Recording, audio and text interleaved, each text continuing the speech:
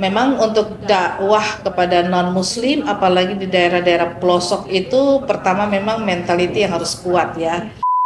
Mengubah mindset dan mental karena itu akan menjadi satu perpaduan yang nanti akan memunculkan giroh yang dia bisa di atas rata-rata. Tapi kalau menyampaikan Islam kepada yang belum tahu Islam sama sekali itu punya tantangan yang berbeda, trik yang berbeda, metode yang berbeda dan strategi yang berbeda.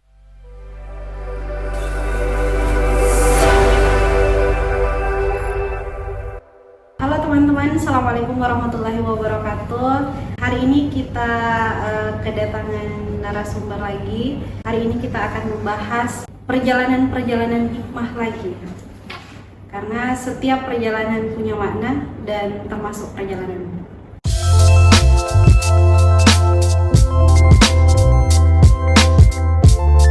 Hari ini kita bersama Ustazah Nevi Amalia Nanlohi. Assalamualaikum Ustazah. Waalaikumsalam warahmatullahi wabarakatuh. Ya, bagaimana kabarnya hari ini Ustazah? Alhamdulillah. Alhamdulillah sehat ya. Kita kedatangan narasumber yang sangat kita butuhkan sebenarnya di podcast kita kali ini karena kita akan membahas bagaimana peran perempuan yang menjadi dai pelosok dan ternyata akan ada kisah-kisah yang teman-teman mungkin tidak kepikiran terjadi oleh beliau. Ustazah? Iya. Ya, kalau saya sih sebenarnya lebih akrab biasanya kalau manggil Bunda. Iya. Boleh ya Ustazah ya? Boleh. Saya pun dipanggil Bunda. Tidak masalah. Iya, tidak masalah ya. Iya. Iya. Bunda sebenarnya asalnya dari mana awalnya? Oh iya.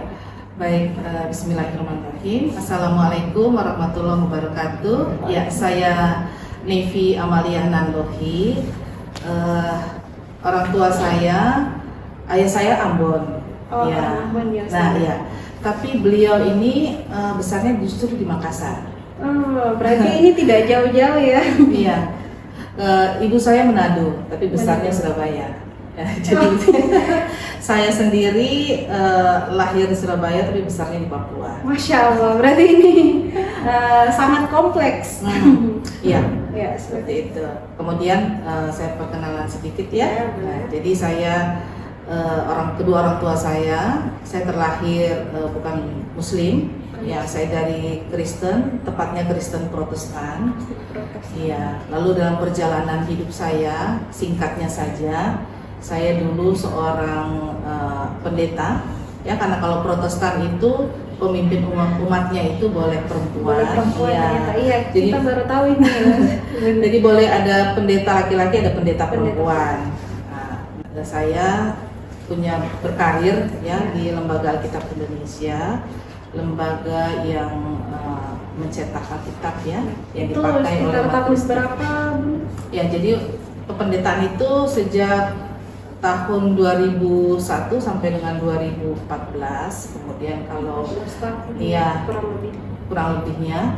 Dan kalau di Lembaga Alkitab Indonesia itu 2003 sampai dengan 2013. Berarti 10 tahun Iya, Bunda 10 berkecimpung dengan lembaga kita. Ya, artinya hidup saya itu semua totality itu hidup saya adalah karirnya itu, kalau kita umat Islam bilang karirnya di dakwah gitu Iya. ya.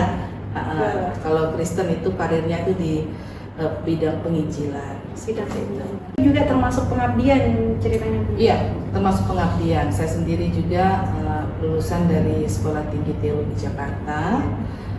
Itu tahun 98. 98 Maaf, Bunda tahun lulus. 93 sampai dengan 98. Berarti 98 Bunda lulus. Iya, lulus dari Saya baru lahir waktu itu, Oh. Bunda, 98. Iya, insya Allah ya. Nah, kemudian setelah saya masuk Islam, saya belajar agama Islam itu, alhamdulillah Allah pertemukan di satu lembaga pendidikan, Stidi Al-Hikmah. Sekolah Itu Tinggi di Ilmu tahun Dakwah. berapa, Bunda? Itu tahun 2017 dan selesainya itu tahun 2021 ya, Maret 2021. Jadi alhamdulillah itu sekelumit perjalanan pendidikan untuk mengenal Islam, dan selebihnya kalau ditanya ikut dalam kegiatan-kegiatan dakwah itu saya mulai tepatnya itu di Januari 2018. Kalau Bunda sendiri mualafnya Oke, itu syahadat di itu tanggal di Surabaya tanggal 6 Januari 2016. 2016. 2017 saya belajar di masa Islam. itu juga saya sebenarnya menempuh pendidikan di Surabaya. Oh, di Surabaya juga ya. Dan Bunda tadi 2017 masuk kampus, selesai 2021. Saya juga S1-nya 2017 sampai 2021. Oh, iya, Jadi sama berarti ya. insya Allah ada kemiripan ya Bunda ya. Ada kemiripan. Semoga saya juga bisa berkecimpung di dunia dakwah sama seperti Bunda, insya Allah. Insya Allah ya. Tapi biasanya Bunda, kalau teman-teman yang masuk Muslim pun itu atau mualaf syahadat, mereka tidak langsung ikut berkecimpung di dunia dakwah. Iya. Tapi kenapa Bunda tertarik ikut berkecimpung di dunia dakwah? Iya. Mungkin karena memang basic saya itu dulu kan seorang pendeta, kemudian seorang yang memang berkecimpung di dalam kegiatan-kegiatan penginjilan, lalu ya boleh dikatakan pengabdian ya kepada. Berarti sudah terbiasa dengan halayak ya. Sudah terbiasa dengan pekerjaan seperti itu, lalu begini. Kemudian ketika masuk Islam itu jiwanya tuh masih sama begitu. Nah, kemudian saya suka mengumpamakan begini, kalau kita menemukan sesuatu yang benar kan insya Allah kita itu ingin menyampaikan, benar ya. Jadi kita itu dan saya juga mengajak semua mu'alaf gitu ya, ketika mereka hijrah gitu ke Islam, jangan menjadi seorang muslim yang biasa-biasa saja. Artinya kamu belajar agama Islam itu tujuannya untuk apa? Pasti tujuannya karena Islam juga kan adalah agama dakwah ya. Apapun profesi kita sebenarnya kita tuh harus dalam hidup kita tuh menyampaikan dakwah gitu. Jadi ketika saya sudah masuk Islam, jiwa saya memang tetap terpanggil untuk melakukan upaya-upaya dakwah, dan saya lebih memfokuskan diri untuk dakwah kepada non muslim gitu. Karena dulunya walaupun pendeta juga saya masuk jadi kalau pendeta itu, kalau saya boleh cerita sedikit ya, kita tuh ada masa vikaris. Kalau dokter itu koas mungkin ya. Iya. Berarti setelah lulus ya, setelah lulus itu kita ada masa pengabdian 2 tahun yang disebut masa vikariat. Itu di Protestan ya. Setelah masa vikariat itu selesai baru diteguhkan dalam jabatan pendeta. Dan itu saya jadi ujung tombak gereja untuk di lokasi daerah pedalaman Papua. Saya umur 24 tahun itu sudah di pedalaman Papua. Menelang buana berdakwah di pedalaman. Saya suka tanya gini ke teman-teman gitu, kalian umur 24 itu ada di mana gitu ya? Masih di kafe gitu ya? Masih. Jadi kalau saya dulu umur 24 tahun itu sudah di daerah pedalaman Papua, khususnya Jayapura. Kalau mau cari di Google juga ada nama tempatnya adalah Nimbokrang ya. Desa Nimbokrang, Kecamatan Nimboran. Nah itu dari istilahnya agak pelosok ya dari kota Jayapura. Nah, saya di situ kurang lebih 5 tahun. Dan itu Bunda sebagai misionaris ya waktu itu ya? Iya, sebagai pendeta, pendeta, tapi giat juga untuk melakukan aktivitas penginjilan. Saya di situ di tempat yang memang mayoritasnya itu Muslim ya, lebih banyak daripada Kristen ya. Kemudian ya sudah saya melakukan upaya-upaya kegiatan penginjilan, lalu ya banyak juga yang akhirnya masuk gitu ke Kristen gitu ya, baik dari Islam maupun Hindu waktu itu. Berarti di sana juga agak kompleks ya, beragam agama yang dianut oleh masyarakat. Nggak ada Buddha, hanya ada Islam, Hindu, Kristen dan Katolik. Tapi mayoritas Islam ya? Mayoritas Islam, iya mayoritas Islam, karena 200 kakak Islam, Kristen itu cuma 15 kakak ya gitu. Tapi pada saat Bunda ada di sana berhasil kurang lebih 300 kakak Kristen. Mengkristenkan orang ya? Iya, 300 kakak. Itu luar biasa, itu jadi prestasi mungkin di gereja, tapi PR saya sekarang dakwah Islam harus ini ya. Iya. Jadi Bunda ini Masya Allah ternyata perjalanannya sangat kompleks.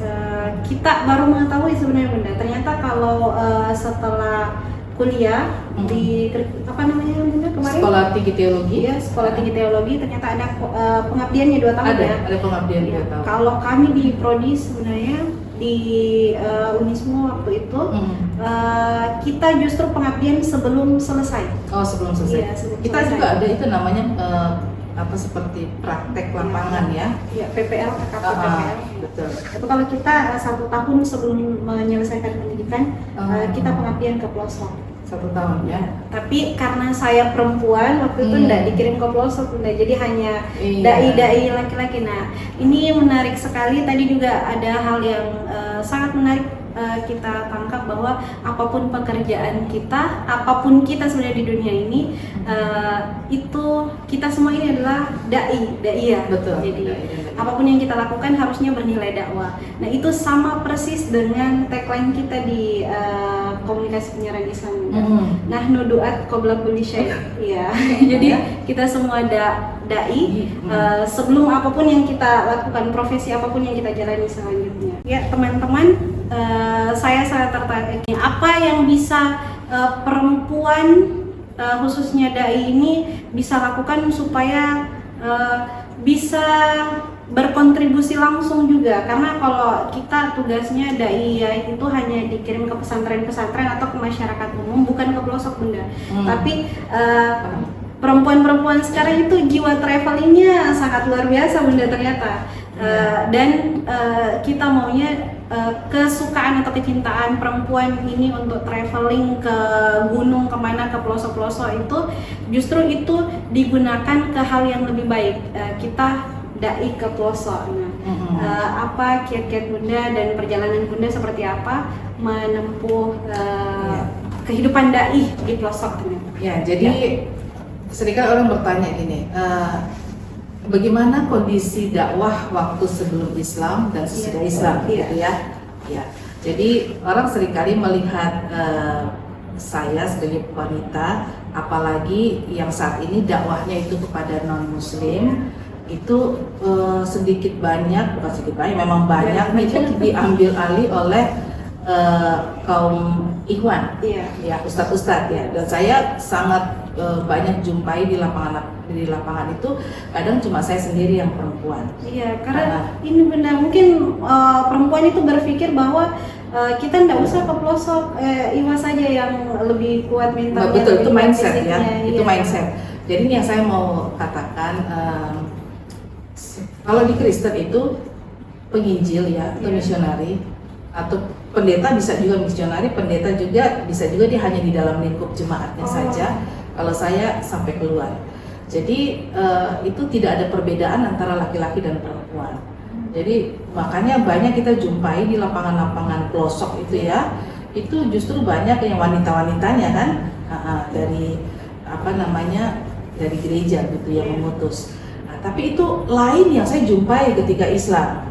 Justru perempuan itu sedikit sekali di lapangan. Iya, betul.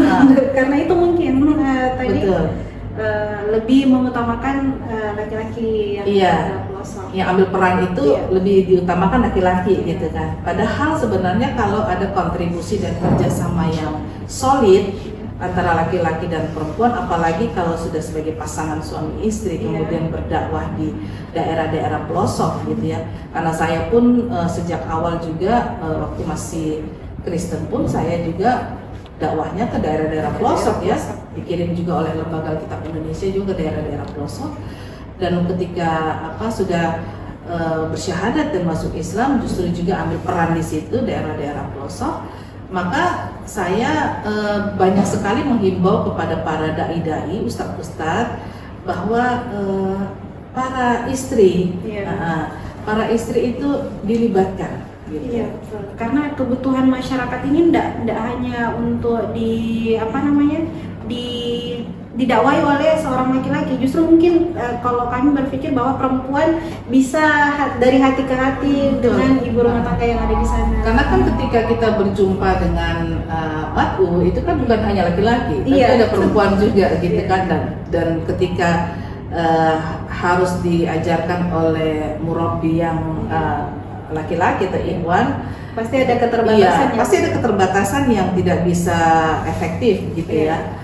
Tapi sini saya juga ingin, saya juga melihat bahwa ada mungkin kecenderungan mindset ya bahwa perempuan itu memang tidak bisa di lapangan gitu. Dia itu hanya ada mungkin di pesantren ya, kemudian Di tingkat TPA. iya di tingkat sekolah. TPA, pokoknya di indoor gitu. Iya. Kalau outdoor mungkin agak berat gitu. Iya. Itu karena mindset sebenarnya. Saya boleh cerita sedikit ya. Kalau saya juga dulu waktu masih aktivis sebagai seorang penginjil, pendeta gitu ya, saya bukan di zona nyaman ya, keliling Indonesia dan selalu di tempat-tempat yang memang daerah-daerah pelosok. Ada saya boleh cerita satu tempat yang namanya Waropen. Waropen. Yang di mana? Itu di mana? Jadi kalau belajar Baru geografi dengar nih. luar biasa. Iya. Itu di Papua. Di Papua? Serui, Papua, ya. Nah itu kalau kita dengan pesawat itu kan 7 jam ya, dari Jakarta ke Jayapura ya. Iya. Transitnya yang lama. Kemudian kita harus naik kapal Pelni kan itu 18 jam perjalanan. Masya Allah. Nah, sudah sampai belum? Perahu Jadi 7 jam tambah 18 jam belum. Terus kita masih naik perahu 3,5 jam. Lalu saya kira udah sampai belum, itu masih jalan kaki Masya lagi. Allah, masih ada perjalanan. Itu lengkap, perjalanan itu lengkap. Masih jalan kaki lagi, dan akhirnya kita istirahat, besok baru sambung dan naik motor. Masya Allah. Itu Berarti kita pedalamannya. sekitar berapa lama totalnya? 5 sampai 7 hari lah. 5 sampai 7 hari perjalanan Di situ. perjalanan untuk sampai ke lokasi tersebut. Ya, waktu itu kita ada misi untuk membawa kitab ya ke Iya. daerah-daerah pelosok. Itu saya masih Kristen memang. Jadi saya sudah naik motor gitu ya ke beberapa tempat, lalu kita akan masuk ke daerah wilayah pedalamannya Waropen ini. Maka kita naik perahu lagi, ya, naik perahu. Belum kemudian, sampai dengan kita harus masuk ke daerahnya itu, ke lewatin hutan-hutan tapi lumpur, dan itu licin seperti disiram oli. Dan dan kalau mau tahu, saya baru selesai operasi tulang belakang 6 bulan. Wah, berarti challenging sekali ya. Iya, berarti. jadi girohnya mengalahkan semua. Wah, Itu ya. Nah, berarti ini mindset memang yang harus betul, dimainkan ya, Bang? mindset dan betul-betul memang mentality. Hmm. Makanya kalau saya saat ini lebih kepada mentality untuk para dai dan daiyah, mengubah mindset dan mental, karena itu akan menjadi satu perpaduan yang nanti akan memunculkan giroh yang dia bisa di atas rata-rata. Masya Allah. Nah, jadi di itu saya lewatin ya. Iya. Terus bukan hanya jalan bukan hanya jalan di lumpur-lumpur itu, kita harus lewatin kali yang memang mohon maaf kayunya tuh cuma sebesar begini. Wah. Dan itu kita kayak harus duduk gitu di kayu itu untuk sampai ke sampai di seberang. ujung sana Iya. seberang. Dan itu baru kita sampai ya, bikin kegiatan dan balik lagi harus lewatin jalan yang sama. Memang saya jatuh berkali-kali, dan waktu itu saya merasa kaki saya di sela-sela jari-jari kaki itu ada sesuatu yang kenyal-kenyal, apa itu ternyata itu ular. Wah. Iya, jadi itulah medan-medan yang di Papua seperti itu, tapi tidak semua ya, itu yang ekstrim banget. Terus ada yang ya di daerah Papua yang mungkin kita kayak di Raja Ampat, kita masih harus naik kapal, itu sudah lengkap. Kami waktu itu dapat perahu motor ya, kapal motor itu yang memang biasa dipakai oleh bupati dengan gubernur, sudah lengkap dengan safety beltnya segala macam, tapi kami masih digulung sama ombak 6 meter gitu. Dan saya rasa kalau saya ceritanya orang tuh tidak akan pernah menyangka kondisi saya sampai seperti itu. Dan apakah ketika saya Islam itu saya tidak mendapatkan, saya juga tetap mendapatkan kondisi-kondisi yang artinya begini. Saya merasa saya coba bermuhasabah ya.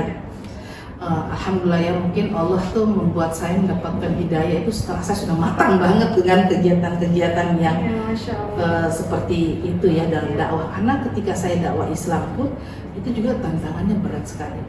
Karena ketika kita berdakwah kepada non-muslim itu beda dengan menyampaikan Islam kepada yang sudah Islam, betul kan?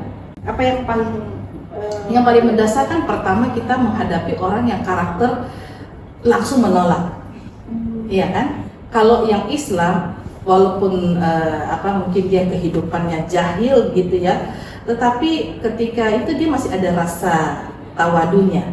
Artinya ketika mau diajak untuk berubah hijrah, walaupun memang mungkin menemui kesulitan-kesulitan, tapi tidak sesulit kepada yang bukan Islam ini, yang sama sekali belum tahu Islam.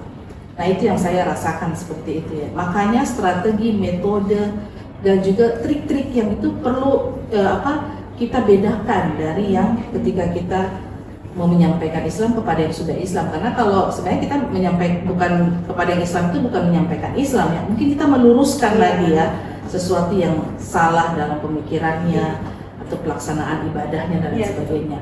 Tapi kalau menyampaikan Islam kepada yang belum tahu Islam sama sekali, itu punya tantangan yang berbeda, trik yang berbeda, metode yang berbeda, dan strategi yang berbeda.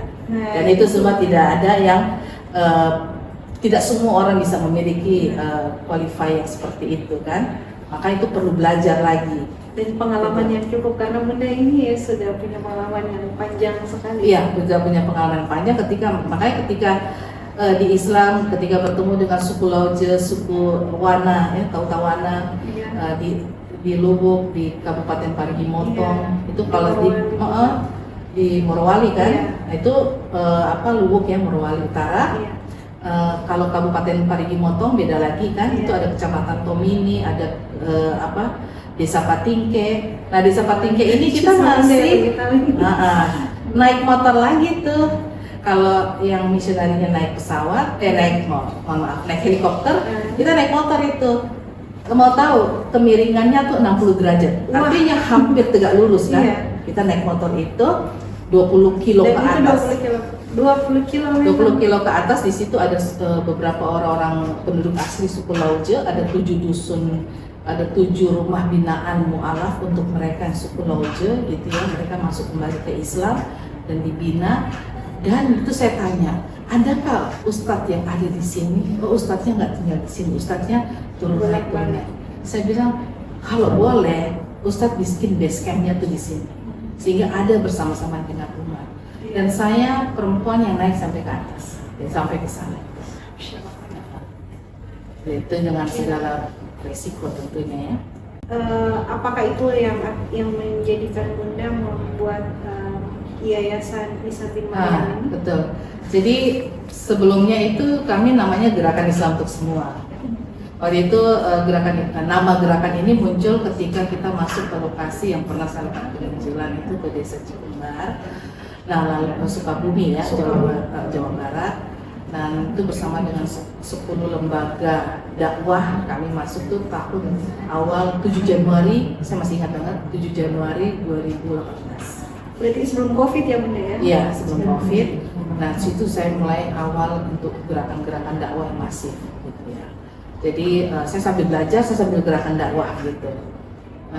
Artinya saya belajar agama itu justru di lapangan-lapangan gitu. Jadi di lapangan berarti langsung belajar di praktek. Kita prakteknya, bukan lagi belajar dari teori-teori dari materi, betul. tapi justru langsung prakteknya. Langsung prakteknya seperti itu. Jadi lalu alhamdulillah atas izin Allah, Maret 2020 Gerakan Islam untuk Semua itu jadi yayasan. 2020 berarti Yayasan Isa bin Maryam. Yayasan Isa bin Maryam dengan konsentrasi dakwah kepada non muslim, membina mu'alaf, dan juga mentraining para dai-dai yang memang mengkhususkan kepakarannya itu kepada dakwah khusus, kemudian membidangi kristologi dan misiologi. Seperti itu. Kalau di Yayasan Isa bin Maryam ini berarti berdiri sejak tahun 2020. Iya, 20. Itu sudah berapa lokasi binaan yang dibina oleh yayasan? Yayasan ini sejak gerakan juga ya, itu sudah ada seperti Sulawesi Tengah, terus kemudian Sulawesi Utara, di Ambon. Insya Allah nanti ini akhir tahun ini mudah-mudahan Allah izinkan saya bisa ke Papua ya, balik ke Papua. Terus kemudian ke Kalimantan Timur, kemudian Kalteng. Berarti memang sudah ini ya Bunda ya, sudah beberapa lokasi justru di provinsi-provinsi yang berbeda. Iya, karena memang sewaktu bersyahadat, doa saya setelah saya mengucapkan 2 kalimat syahadat, ya Allah izinkan saya kembali ke lokasi-lokasi yang dulu saya melakukan penginjilan supaya saya bisa tutup dengan jalan dakwah. Saya bergetar Bunda. Ke Batam juga sudah, karena itu dulu tempat yang selalu saya datangi. Sekarang saya juga datangi ke dakwah Islam. Masya Allah. Ya, NTT, RTB. Ya, di sana sekarang fokusnya NTT. Saya fokus, kami ini fokusnya tidak hanya stay di satu tempat, tapi masih keliling ya, se-Indonesia seperti itu. Tapi Bunda ini misalkan ada orang-orang yang tertarik bergabung di yayasan. Oke, boleh saja. Jadi misalkan begini, ya, kita membuat kolaborasi dakwah dengan Universitas Muhammadiyah Makassar, mungkin prodi KPI ya, dakwah di mana, mungkin kita akan ketemu di lapangan di mana gitu ya. Kalau alhamdulillah tasbih Allah dengan Gontor juga kita sudah buat MOU, dan itu untuk kepakaran kristologi dan misiologi serta untuk santri-santrinya untuk ikut saya di lapangan, khususnya untuk dakwah kepada non muslim. Dan juga kemarin itu di Jogja MOU juga dengan UIN Jogja, dengan Universitas Muhammadiyah Yogyakarta. Iya, saya lihat beritanya Bunda. Iya, Universitas Muhammadiyah Jogja ya. Insya Allah, jadi sangat kompleks ya perjalanannya Bunda. Ternyata sebelumnya di agama sebelumnya Bunda adalah seorang pendeta dan beliau fokus apa namanya Bunda, kalau kita di Islam kan mendakwahi ya, penginjilan ya. Jadi fokus penginjilan di daerah-daerah pelosok, dan banyak sekali rintangan yang dilalui oleh Bunda, dan akhirnya ternyata dari jalan itu juga Bunda dapat hidayah Islamnya. Atau sedikit ya Bunda, itu pada titik apa Bunda bisa mendapat hidayah Islam? Apa yang buat Bunda ternyata paling ini ya, yang paling mengenaskan begitu ya. Jadi ketika saya mencoba untuk mengkompar, jadi perjalanan itu panjang gitu ya, perjalanan untuk memahami keimanan awal gitu ya. Kemudian ada sedikit satu pertanyaan sederhana gitu dari teman saya, maksudnya kamu memahami Islam seperti apa gitu.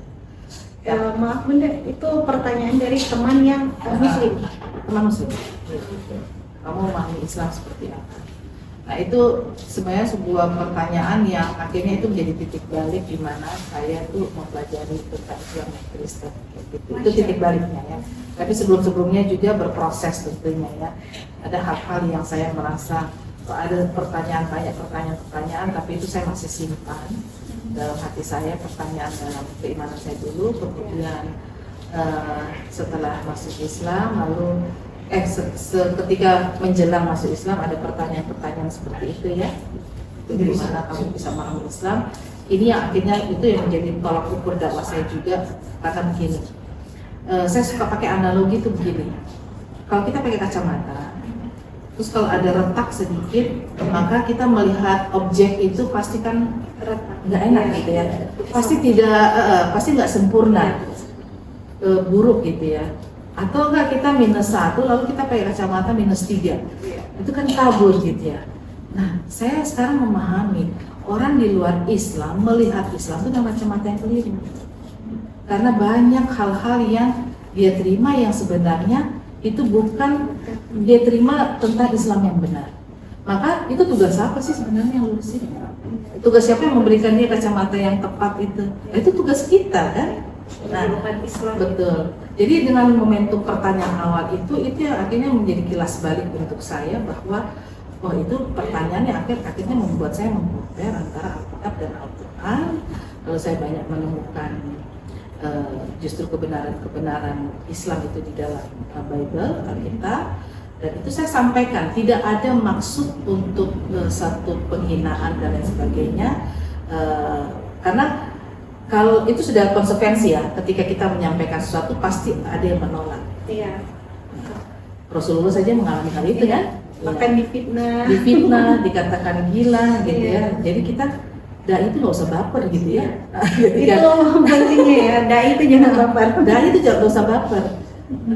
Jadi ketika dihantam dengan cacian maki, mungkin ditolak sana sini, udah hati kita tuh nggak usah baper, karena tujuan kita tuh cuma menyampaikan. perkara hidayah itu dari Allah. Masya Allah. Nah, seperti itu. Jadi itu yang titik balik saya ketika menemukan banyak apa tuh kebenaran Islam itu dalam Alkitab ya, yang saya boleh intinya itu adalah bahwa Yesus ini sebenarnya menyembah siapa? Kalau memang betul dia Tuhan, harusnya kan dia menyembah dirinya sendiri gitu ya. Atau dia paling tidak dia akan meminta orang tuanya menyembah dia sebagai Tuhan. Tapi itu kan tak pernah terjadi. Nah, saya ini pengikut Yesus setia, maka apa yang Yesus imani ikuti, itu yang saya ikuti. Benar nggak sih? Iya, Berarti berarti itu kan ini Islam, justru kayak gitu. jadi Bunda justru berkomunikasi dengan diri sendiri.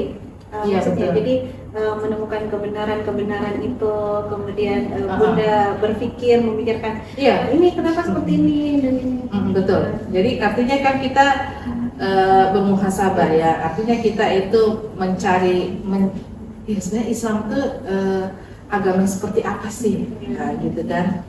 Karena kalau kita cuma sekedar tahu Islam, pasti kita tahunya keliru. Iya. Apalagi non Muslim.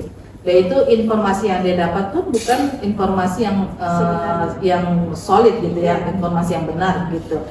Maka kita harus mencari sumbernya yang benar, itu Al-Quran. Maka ketika membaca Al-Quran, mencoba mengkomparnya, ternyata Yesus juga dalam Al-Quran itu kan mengatakan bukan dia tidak mengajarkan, tidak menyuruh, maksudnya orang untuk menyembah dirinya kan, tapi harus menyembah Allah. Makanya saya seringkali kasih analogi itu begitu. Ada satu ayat kan, memang akulah jalan dan kebenaran dan hidup, tidak ada seorang pun dapat datang kepada Bapa kalau tidak melalui aku. Itu ayat emasnya Kristen gereja ya. Nah, sekarang saya kasih analogi. Mohon maaf, ini bisa kelihatan nggak ya? Iya. Oke. Di sini seorang pembawa pesan, Iya. ya. Kemudian di sini tujuan, oke. Nah, di sini nih jembatan. Baik. Akulah jalan dan kebenaran dan hidup. Betul bahwa semua nabi itu messenger. Iya. Oke, dia akan membawa sesuatu. Akulah jalan. Dia jalan. Tapi pertanyaan saya, apakah jalan dapat menjadi tujuan pada satu waktu yang sama? Harusnya tidak dong, karena Harusnya tidak. dia kan sudah jalan. Betul. Dia hanya jalan. Iya. Betul dia jalan, tapi dia bukan tujuan. Yang tujuannya adalah Allah. Masya Allah. Nah, itu kan logika. Jadi kita sesuatu yang alhamdulillah Allah tuh kasih kita akal, logika itu dipakai untuk mengimani siapa sang pencipta itu kan. Nah, makanya itu kemudian pertanyaan dalam diri saya ini menyembah pencipta atau saya menyembah ciptaan? Berarti justru Bunda yang berdiskusi dengan diri sendiri Iya, dan betul. merenungi apa saja yang sudah Bunda pelajari Betul. dari Alkitab, dan waktu Bunda punya waktu untuk mencari tahu kebenaran-kebenaran juga. Justru mungkin Bunda waktu itu tidak berpikir bahwa akan menemukan kebenaran dalam Al-Quran. Betul. Iya. Jadi Karena saya nggak maksudnya anti gitu ya. Saya juga yakin mungkin banyak umat Islam juga anti lihat kitab-kitab lain ya, iya. Alkitab atau kitab Hindu, kitab Kristen atau Buddha. Sebenarnya tidak usah anti selama memang itu dipakai untuk kegiatan dakwah kayak gitu ya. Jadi maksud saya itu adalah bagaimana saya bisa menemukan kebenaran Islam kalau saya tidak mempelajari sumbernya kayak gitu. Masya Allah. Nah, ini sudah panjang sekali sebenarnya apa yang kita bahas. Kalau saya sih merasanya sangat singkat ya, karena setiap yang Bunda katakan itu justru memancing saya untuk bertanya lagi ya. Dan teman-teman mungkin juga akan sangat mencari lagi apa informasi-informasi dari Bunda. Tapi yang saya mau minta mungkin Bunda, apa sih tipsnya untuk seorang dai ya, khususnya untuk bisa mungkin mengubah mindsetnya, tidak overthinking lagi, tidak hanya rebahan dan lain-lain, dan bisa berkontribusi langsung di lapangan untuk ikut juga berdakwah kepada non Muslim juga, Bunda. Iya, baik. Bismillah ya. Ini suatu pertanyaan yang luar biasa karena alhamdulillah Allah mempertemukan saya justru saat ini dengan para daiyah ya. Alhamdulillah kemarin di Balikpapan juga bertemu dengan 600 santriwati. Masya Allah.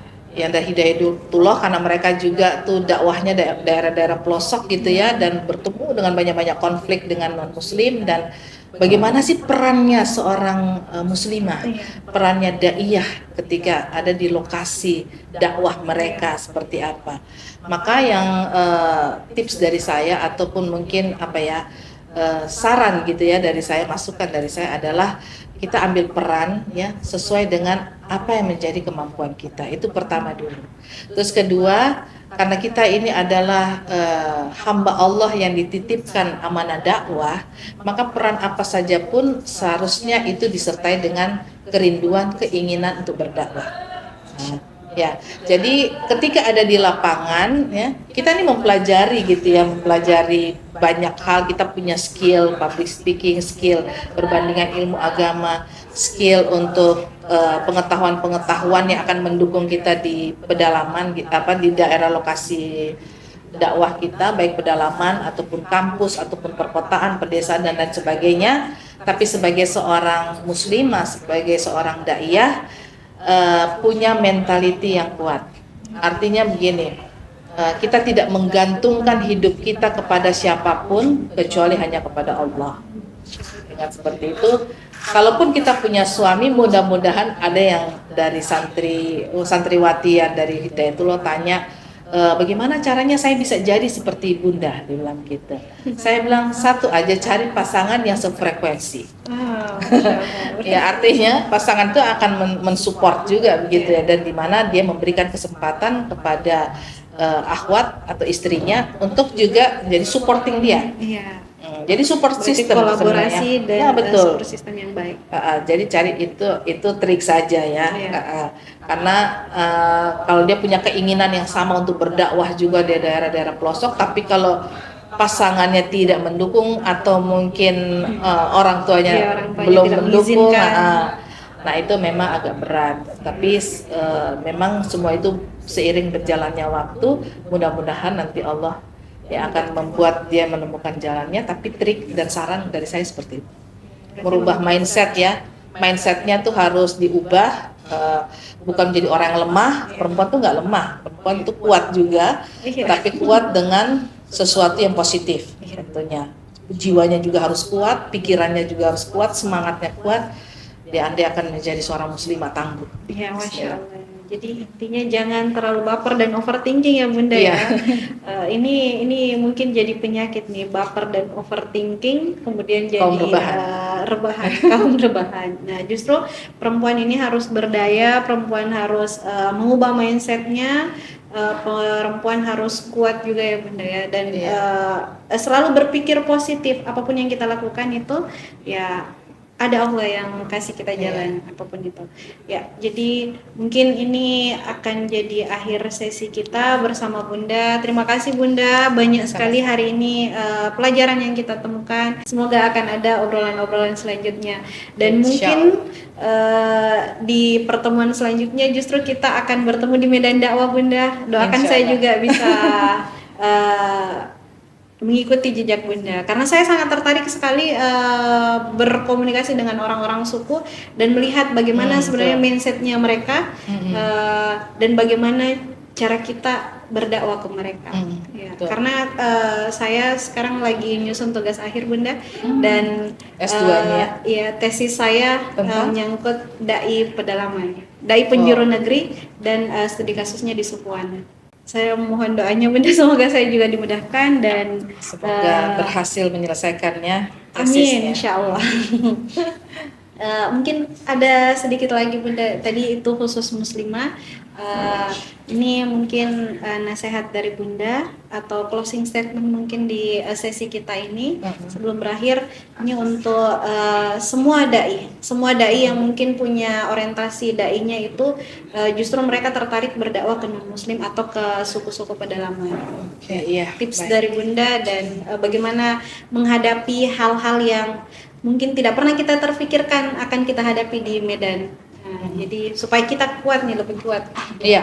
Baik, ini untuk dai ya, dan siapa saja mereka yang mau ambil peran dalam potensi dakwah di lapangan, khususnya daerah pelosok ya. Berarti di sini bukan hanya akhwat tetapi juga ikhwan ya secara umum ya. Baik. Memang untuk dakwah kepada non muslim apalagi di daerah-daerah pelosok itu pertama memang mentality yang harus kuat ya.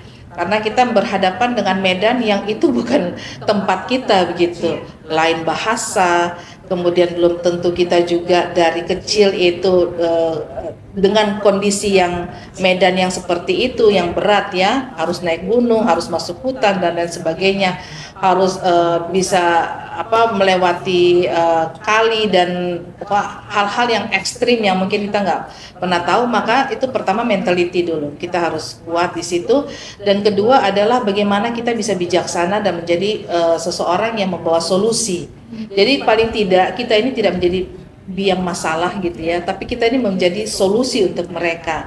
Karena ketika mereka bisa menerima kita, maka insya Allah dakwah-dakwah ke depan itu mudah begitu.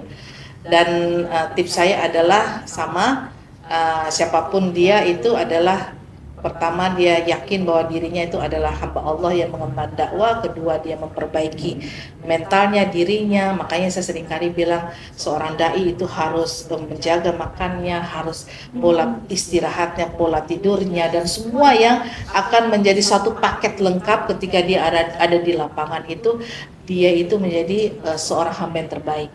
Seperti itu. Dan setelah itu tentunya dia akan menjadi seorang solusi di tempat itu, karena kita tidak hanya mengajarkan agama, tapi kita akan bertemu. Saya boleh ambil contoh saya ya, bertemu dengan masalah politik, bertemu dengan masalah sosial, bertemu dengan pernikahan dini ya, bocah gendong bocah. Itu gimana kita jadi solusi untuk membantu menerangkan, memenangkan perempuan ini sehingga dia punya hak untuk bisa menempuh pendidikan sampai selesai, bukan hak dia untuk kemudian dikawinkan karena orang tuanya tak mampu untuk membiayai dia, dan dia menjadi anak yang istilahnya boleh diperdagangkan di keluarga, dia disuruh kawin supaya orang tuanya lepas dari tanggung jawab. Nah, dai bisa nggak menyelesaikan masalah itu? Belum lagi penjualan manusia, belum lagi masalah sampah, masalah banyak masalah. Jadi artinya Al-Quran direalitikan dalam kehidupan sehari-hari, yang dimana apa yang kita dapat, bekal kita menghafal Quran, belajar ilmu-ilmu agama, itu diterapkan di dalam seluruh masalah-masalah dan kasus-kasus umat. Itu juga kita harus banyak menambah wawasan kita ya, Bunda ya. Karena kan masalah ini justru ternyata bukan hanya sekedar masalah memahamkan orang tentang dakwah, tapi juga menjadi solusi perekonomian juga mungkin. Betul, menjadi sosial, politik, bahkan di segala lini. Jadi dai itu harus serba bisa ya, Bunda. Serba bisa ya. Mungkin itu pertemuan akhir kita. Terima kasih Bunda mau sharing-sharing bersama kita. Dikasih kesempatan sharing, Masya Allah. Kita bertemu lagi di kesempatan-kesempatan selanjutnya. Dan kita akhiri pertemuan kita bersama Bunda pada pagi hari ini. Terima kasih semuanya, terima kasih yang sudah menonton video ini. Semoga ada hal yang bermanfaat yang bisa diambil. Ya, itu kita yakin bahwa hal yang baik itu datangnya dari Allah, dan hal yang buruk-buruk itu cukup sampai di kita dan jangan disebarluaskan. Billahi taufik wal hidayah. Assalamualaikum warahmatullahi wabarakatuh.